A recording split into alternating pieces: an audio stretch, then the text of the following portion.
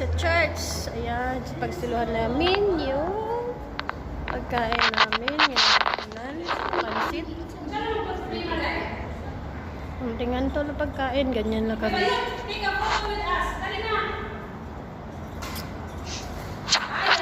Bakit ako ang cameraman ngayon? Binabitbuan daw.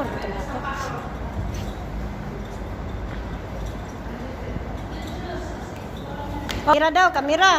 Hello everyone, good afternoon. Ayan. Nandito na naman kami sa church. Ayan, pagsiluhan namin yung pagkain namin. Yung makanan, pansit. Tingnan to na pagkain. Ganyan na kami.